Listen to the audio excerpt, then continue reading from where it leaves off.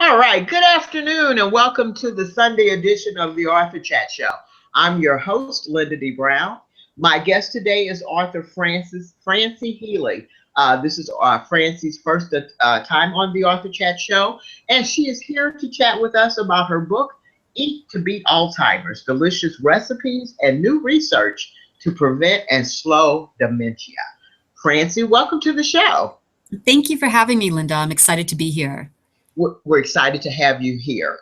There is some amazing research that is definitely going on with Alzheimer's. So this is just a perfect time to talk about your book.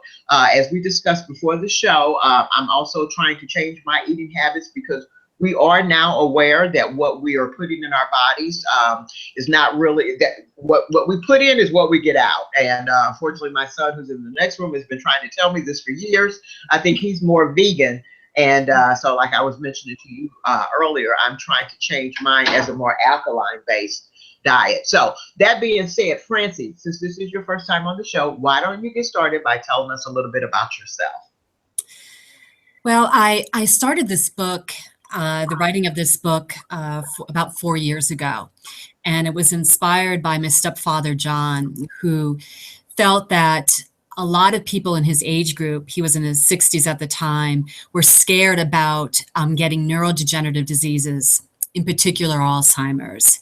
And he was very interested in what I was doing with nutrition and brain health and was wondering if there was anything that he could do or anybody that he knows could do to prevent or slow the progression of Alzheimer's through diet. And he and I said, well, actually, there's been some compelling research lately on that front. And he said that that would be a really good book and would serve a lot of people.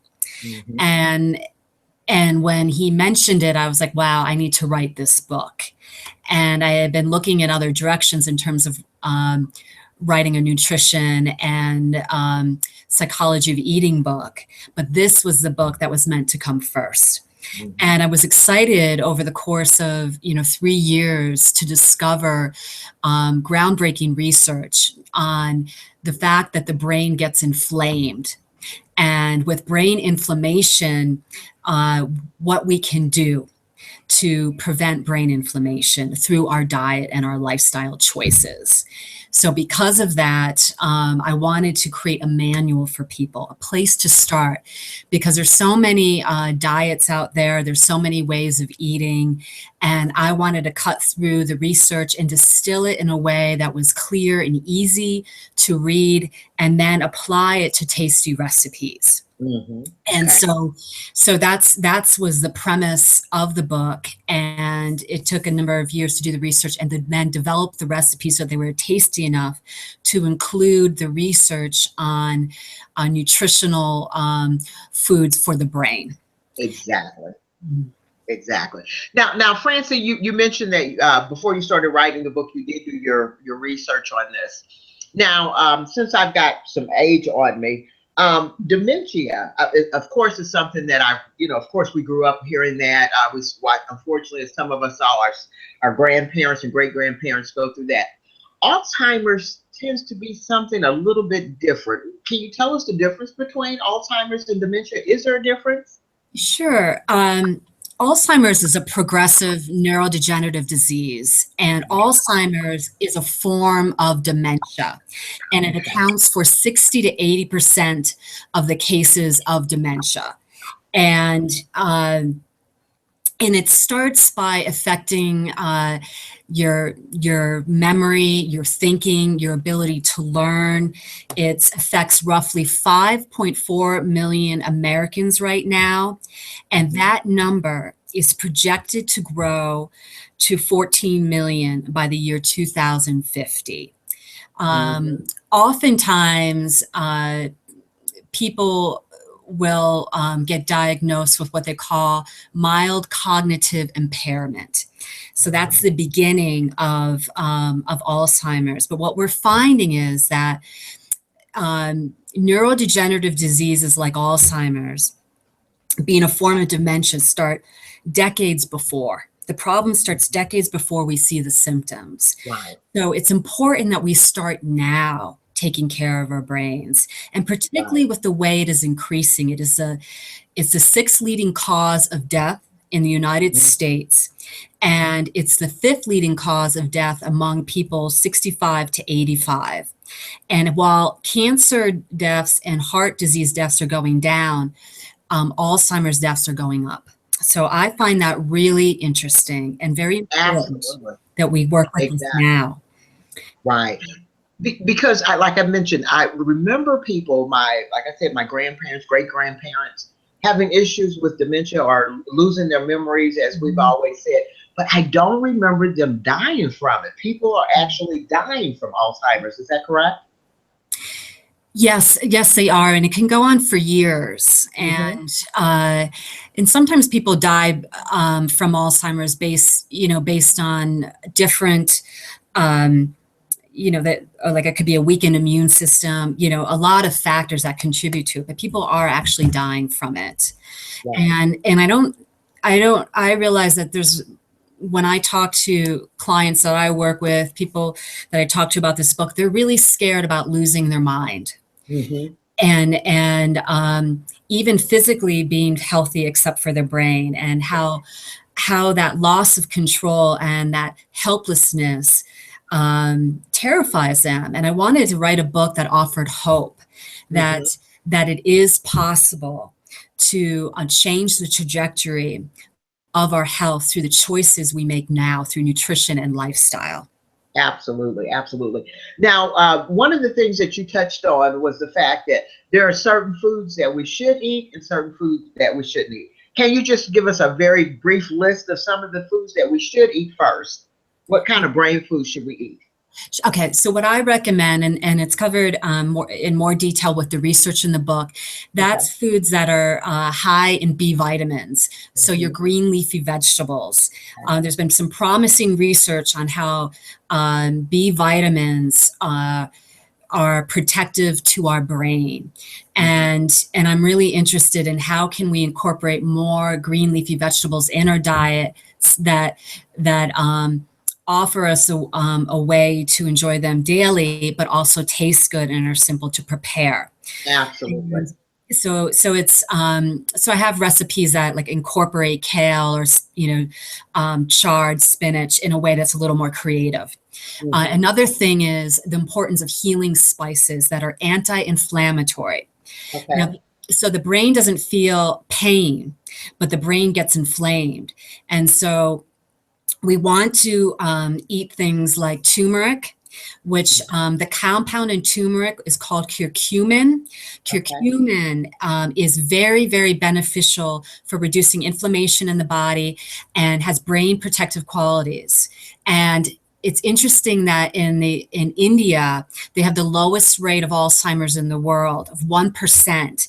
And many people are looking at the diet in India and the anti-inflammatory spices and seasonings that they are using and the compounds in those spices. So that's very compelling. If we can use turmeric daily, if we can use ginger, cumin, curry powder, that would be really significant change. Absolutely. And you're absolutely correct. I have an Indian friend, Miss Fozzie Ali. Hey, Fozzie. And she mentioned that. She said, Lynda, I cook with turmeric on a regular basis. Turmeric, ginger, ground ginger. And you're right. These are definitely some of the things that we need to start incorporating daily into our diet. And what are some of the things, Francie, that we should avoid eating that's really not good for the brain? Yeah. Processed and refined foods. The foods that we find are packaged in boxes, foods that are high in sugar, that impact our glucose metabolism. So anything that you can think about as a convenience food. So anything that has white flour in it, highly refined grains, sweets, baked goods, the things that you find in the center of the grocery store. And those are the areas that you really want to, it's best to avoid. And so we have like an epidemic in terms of obesity in this country. If you get curious about food labels and start looking at the amount of grams of sugar in your food, it's astounding. I mean, look at your yogurts. People think they're doing a really great thing by eating yogurt, by trying to take care of their gut health, but what they're getting instead is a cocktail of sugar. It's hidden in a lot of things. So as an example, I'd like you all, all the listeners out there, to start turning the packages over, looking at the labels. 4 grams of sugar equals 1 sugar packet. So that's a visual that will help guide you. And particularly in sodas, some of the drinks that are marketed as healthy, that are pretty colors, be aware of that. So the crowding out and the minimizing of sugar is essential for our brain health. Exactly. So stick to the whole foods. Exactly. And more plant-based. As I mentioned earlier, I'm doing a more alkaline base, because one of the things with the person that I'm following, he mentioned, and I'm sure you probably ran into this in your research, that mucus forming in your body is the cause of a lot of issues, health issues with people. Mucus and inflammation being the 2 biggest ones. Or did you find that research as far as with Alzheimer's as well? Well, in terms of the dairy products can be very inflammatory for some people. Right. And as we know that, dairy in certain people, it increases their mucus. So I recommend often that you really start to check in and create a food journal and track how your body is responding to dairy, because you might have an inflammatory response, where you become your own inner health advocate. Really drop in and get curious about what foods nourish you and what foods deplete you. Another really important thing to consider for this brain healthy diet is getting good fat in your diet. Right. And the book goes into this in great length about how we went through the 80s and 90s where many people were fat phobic, and we went through that fat-free craze. And what they found is that we were starving our brains, and our brain, compromises, it's 2% of our body weight. Okay. And it uses 20% of our body's energy. Wow. That's significant. And so we want to nourish our brain with healthy fats. And so I strongly recommend for anybody here that's listening, and people who are reading this book, I'm trying to get the word out, that we incorporate olive oil in our diet, omega-3 fatty acids, which you can get from wild Alaskan salmon, sardines, anchovies, a quality fish oil supplement, and coconut oil is, the research is particularly promising on that front. Awesome. Now, Francie, again, with this being your first time on the show, would you do me a favor and hold your book up to our listening audience? I see currently on Amazon it's available in 2 formats, paperback and Kindle. Is that correct? That is correct. Yes. Perfect. Yeah, I love that cover. Eat to Beat Alzheimer's: Delicious Recipes and New Research to Prevent and Slow Dementia. The paperback is currently listed for $17.22, and the Kindle edition is $9.99.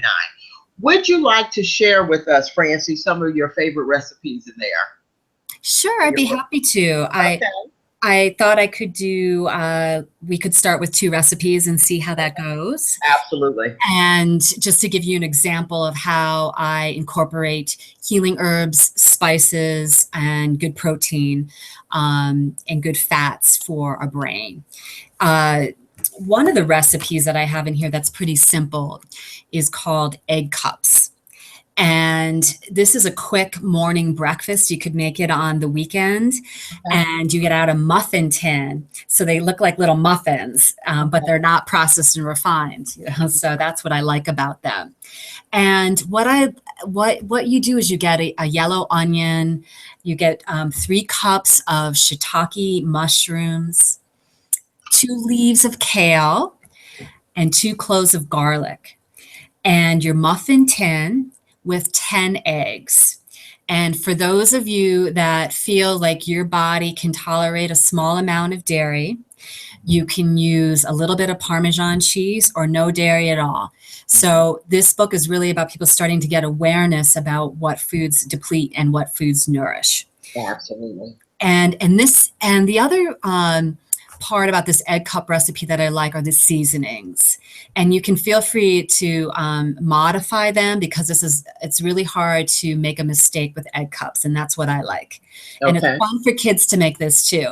So we're gonna need a teaspoon of turmeric, and a half teaspoon of thyme, which is dried, a half a teaspoon of oregano, a teaspoon of salt if that works for your constitution, a teaspoon of ground pepper, and what they found is that the ground pepper activates the turmeric. Oh. So it makes it more potent. Okay. A tablespoon of olive oil, and I have here a tablespoon of pasture butter. And what that is that's from cows, and you don't have to use the butter. You can just use the olive oil.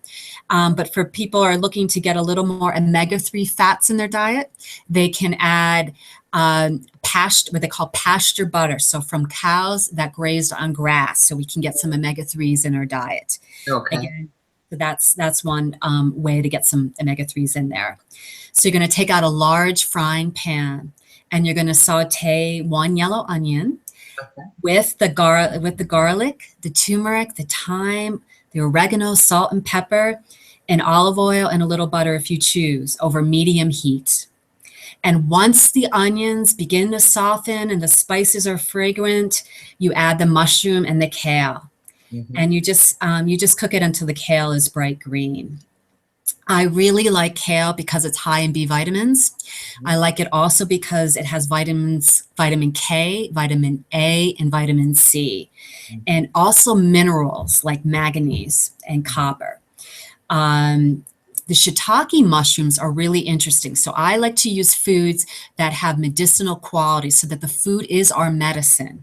So anytime I create a recipe, I'm looking for food healing components. So the shiitake mushrooms are a great source of iron and of vitamin B5 and selenium. So it's really good to add mushrooms, if you like mushrooms, into your diet. Absolutely.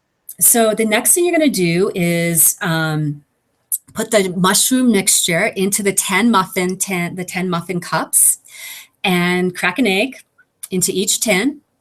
And if you choose to put some Parmesan cheese on there, just put a little bit, and bake for 12 minutes at 400.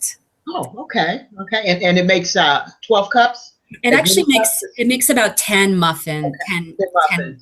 10 muffins. And what I like about this recipe is that you could have it throughout the week. Okay. And you could just reheat it.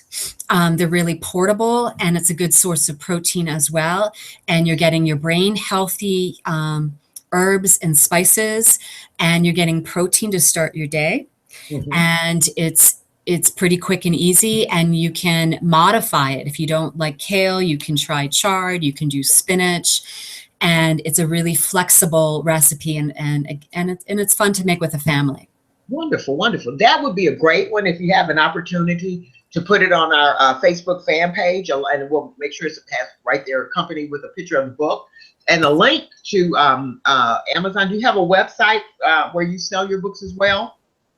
Yes, I have. My website is eattobeatalzheimers.com. Okay, great. And again, the book is also on Amazon, and it's and sold in Barnes and Nobles as well. Absolutely. And like I said, currently it's available just in 2 formats: the paperback and the Kindle edition. Have you thought about doing and I haven't really discussed this too much with my guests that have come on with cookbooks, but have you thought about doing an audiobook for that? I have not, but I think that's a really creative idea. I think it'd be really fun. Yes, absolutely. Because I mean, as you know, we're the type of society now, we do everything on the run. So if I can have my my iPod in while I'm cooking and listening to how to cook from your cookbook, that would be a great way to get more people to purchase copies of your books by making sure that it's available in the audiobook. That's a great idea. Thank you. Not a problem. Suggestion. And Francie, this is a wonderful cover. Who do we credit with that great cover? To Beat Alzheimer. That's a great cover. Thank you. You know, my publisher, Terra Nova Books, Okay. they designed the cover and Okay. worked very closely with me, and they really wanted to capture the essence of some of the recipes in the book and make it appeal to a lot of people. So Absolutely. I'm grateful to them for designing. Absolutely. They did a wonderful job. And I'm assuming that this is what we call a hybrid publisher, where you just work in conjunction with them, as opposed to a traditional publisher where you just send off your manuscript and they do everything, and indie publishing where you actually do everything. So where are you at in this dynamic with the publisher? I consider Terra Nova Books to be a boutique publisher. Mm-hmm. So it's smaller, and we worked in partnership, and they offered their expert guidance. They handled the printing and working with the distributor to get it into bookstores and on Amazon. And they have an editor that, worked closely with me in terms of ensuring that the language was clear and would be received by the readers. So it was a good partnership. Absolutely. And in the book, do you have any color pictures of your creations, or are they all black and white? They're all black and white. Like they have little sketches, on pages, but Okay. they're not color. But it's still a pretty easy read. And Okay. And in the beginning is the manual part about how to eat in a sustainable way. Exactly. So you can read the front of the book and get the research and some lifestyle strategies for eating in a way that you can continue through your life rather than just temporarily. Exactly. Or you can go to the recipe pages and you'll get, if you can see this, you can get nutritional information just on the recipe. Awesome. Cauliflower hash, huh? Cauliflower hash is actually quite tasty. Oh, it sounds tasty. Awesome. Awesome. Okay. One of the things that I'd like to ask you about, Francie, is when you were in the process of creating this book, who did you consider your target audience for this book? Well, I considered people with like their late 40s on up, because I really believe it's important to start early. Right. And all the way up to people in their 80s, Mm-hmm. And we know that, oftentimes, people there is early onset Alzheimer's, which you can see, it could start to appear in your 40s. Right. And there's, could be a genetic component there. Yeah. And so I wanted to offer hope for people who are concerned about that with a family history, in addition to having people start thinking in their 40s and their 50s and their 60s about investing in their brain health. Absolutely. So it really is quite a span. Exactly. And I can also see this being a wonderful book for those, and the reason why I'm mentioning this is I actually have a friend, I actually helped him republish his book. He did one where he was actually a caregiver of his mom who had Alzheimer's. And I can see this just being a wonderful book for caregivers because, I bet you anything, because now you have a lot of family members that are taking care of your Alzheimer's patients. I bet you they're still feeding them the same thing that they were eating before they got sick. So this is an opportunity as a teachable moment to let them know if you switch their diets, any research out there that shows that if they're in the midst of having Alzheimer's, if you switch their diets, you see some improvement. I haven't had a chance to do my research on that. What about you? In terms of the slowing of the progression of Alzheimer's? Yes. So there was a really interesting study done, and I mentioned it in my book, by Dr. Dale Bredinson out of UCLA. Okay. He had his findings published, and I think it was the Journal of Aging. Okay. Yeah, Journal of Aging in 2014. Mhm. And what the findings showed, and he had 10 patients with Alzheimer's, Oh, and he developed a 36-point program protocol based upon lifestyle and nutrition. So it okay. was a holistic model. And in 10 of the patients, so in 9 of the patients, they got their memory. He showed that he was able to reverse some of the associated memory loss in them. Oh, okay. And within 6 months. The other part was 6 of them returned to work.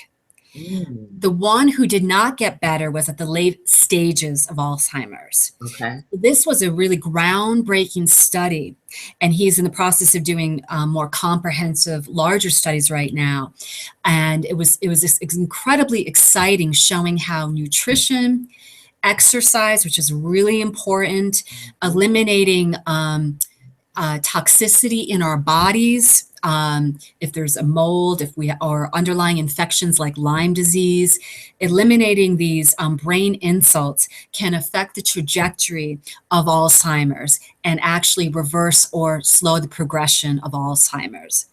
And so it is what you're saying about caregiving is very important because it's an immense burden on the caregivers. And it is typically a family member, often female, Yeah, and I feel it's so important to offer those caregivers hope and to allow them to do something that's empowered, right. that they can do and really support their loved one in the potential of changing their brain health. Absolutely. Absolutely. Francie, have you had an opportunity? Because the young man that I mentioned earlier that did the book about being a caregiver is called Mama's Still Here, I believe. Because, even though she's there, she's not there. And, Yeah. and he was like, but she's still here.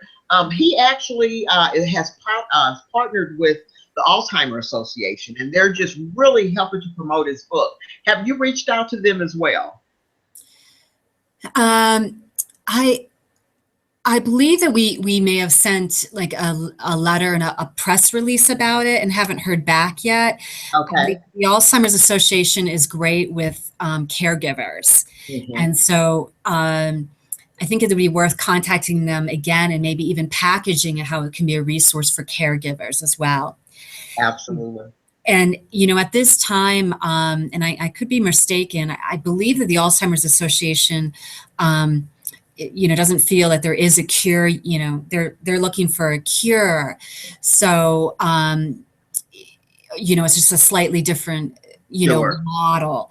Hmm. But I really think that this would be really supportive to people who are um, Absolutely. caring for their loved ones. And thank you so much for the suggestion. And I think I will contact them again Absolutely. and let them know that this is intended to be a resource for loved Absolutely. ones too. Absolutely. Wonderful. Believe it or not, we're down to 1 minute. So, Francie, tell our listening audience or our viewing audience how we can connect with you online. So again, the readers and listeners, they can go to eattobeatalzheimers.com, Okay. and I also have an Eat to Beat Alzheimer's Facebook page, Okay.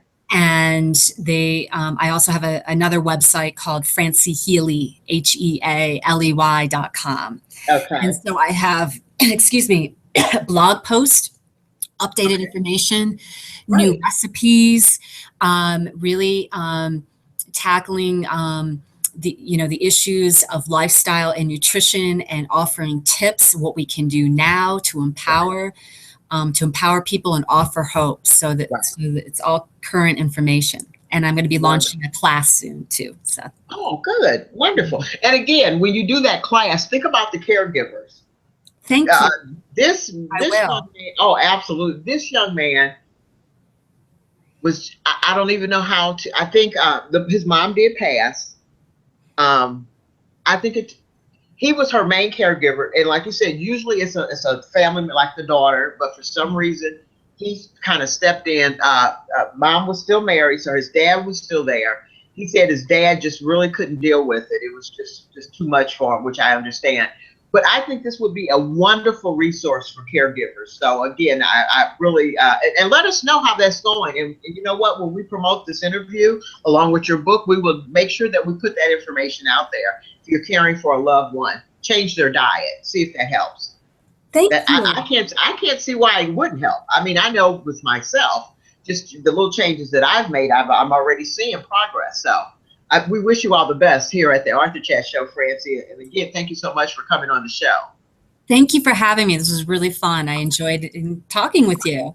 I know, right? I think even though things happen for a reason, for those that are regulars that listen to the show or watch the show, Francie was actually scheduled to come on yesterday, and she was going to do the audio interview like I normally do on Blog Talk Radio.